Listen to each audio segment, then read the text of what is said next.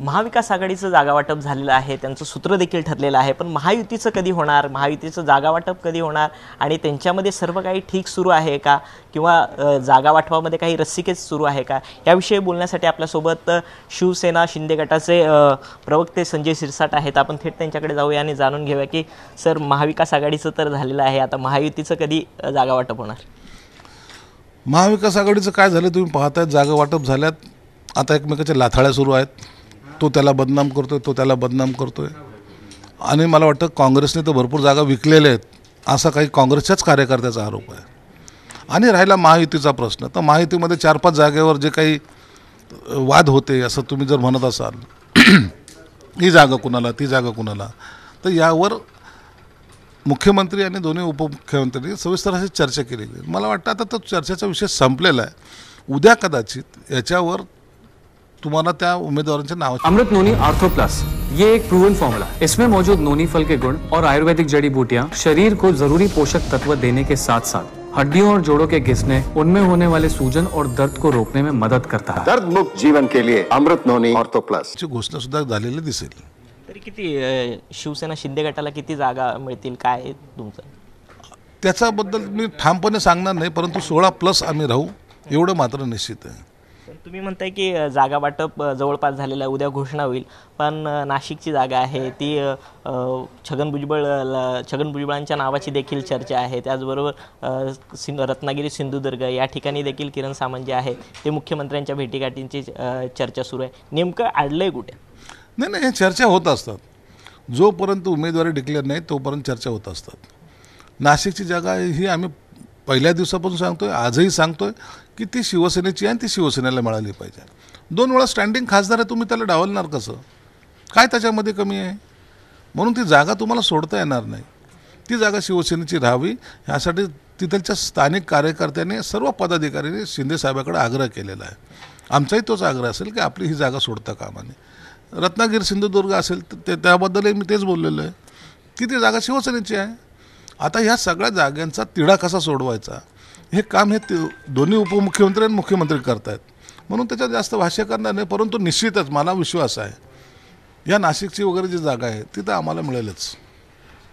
Sir, दुसरीकडे एक दक्षिण मुंबईची जी जागा आहे त्याबाबत अद्याप ही उमेदवार ठरत नाही आहे, कारण 3 उमेदवार जे आहेत इच्छुकांनी प्रचाराला सुरुवात केलेली आहे. आज आपण पाहिलं तर प्रभात लोढा जे आहेत ते राज ठाकरेंच्या भेटीला देखील गेलेले आहेत. यशवंत जाधव देखील एकीकडून प्रचार करतायत. राहुल नार्वेकरांचं नाव देखील चर्चेत आहे सुरुवातीपासून.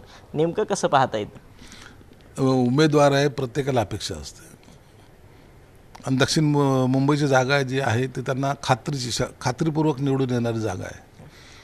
म्हणून प्रत्येक उमेदवाराला वाटणं साहजिक आहे की मला ही जागा भेटली पाहिजे. मग त्यासाठी काही लॉबिंग असते, नेत्यांकडे जाणं असतं. आता तुम्ही पाहिलं असेल तर काही जे शिवसेनेचे उमेदवार होते ते देवेंद्र फडणवीस साहेबालाही भेटत होते, अजितदादालाही भेटत होते. काही त्यांचे भाजपचे उमेदवार हे शिंदे साहेबालाही भेटत होते. आणि हे लॉबिंग हा प्रकार फक्त नाव घोषित करण्यापुरता मर्यादित असतो, तिथपर्यंत असतो. आणि जेव्हा एकदा नाव घोषित झालं तर मग हे सर्वजण मिळून जो उमेदवार घोषित होईल त्याचं कामाला लागतात. आणि मला वाटतं त्याच पद्धतीने हे सर्वजण कामाला लागतील. आज त्यांना ज्या काही अपेक्षा किंवा आशा आहेत त्यावर तुम्ही इकडे जाऊ नका, तुम्ही तिकडे जाऊ नका असं म्हणणं योग्य होणार नाही. सर, जर पाहिलं तर प्रफुल्ल पटेल यांचं देखील एक स्टेटमेंट होतं की 50% शरद पवार जे आहेत ते भाजपसोबत युती करण्यासाठी तयार होते, मात्र शेवटच्या क्षणी ते राहून गेलं. नेमकं कसं पाहताय? शरद पवार हे पूर्वीपासून भाजपच्या साईडने झुकलेले होते, ही ज्याची कल्पना आम्हाला होती. आम्ही जेव्हा बंड केलं ना त्या टायमाला शरद पवारची भूमिका काय होती हे आम्हाला माहिती आहे ना. म्हणून शरद पवार हे कधी भाजपपासून दूर गेलेले नव्हते. परंतु त्यांनी आता पाहिलं की ही संधी एक वेगळी आलेली आहे. उभाटा गटाचे आता सर्व तुकडे झालेले आहेत आणि त्यामुळे शरद पवारांचा जो पक्ष आहे तोही फुटला आहे, त्याच्यातही 2 भाग झालेले आहेत. काँग्रेस आता नेस्तानाबूत होण्याच्या मार्गावर आहे. मग याचं नेतृत्व कोण करेल? तर ह्या नेतृत्व करण्याला आता आपल्यासारखा कोणी नाही, म्हणून ते थोडीशी माघार त्याने घेतली. पण भविष्यामध्ये शरद पवार हे तुम्हाला भाजपकडे जाताना दिसतील. आणि मी तुम्हाला एक सांगतो की मी जे आतापर्यंत जे काही बाकीचं सांगितलेले आहेत, मी काय भविष्य किंवा जाणकार वगैरे नाही, परंतु सांगितलेले सर्व ते ॲज इट इज झालेले आहेत. अशोक चव्हाणसारखा नेतासुद्धा जेव्हा भाजपमध्ये जातो आणि शरद पवारांना पक्ष बदलणं हे काही असं काही मोठं अवघड काम नाही आहे, ते कधी बदलू शकतात हे महाराष्ट्राला माहिती आहे.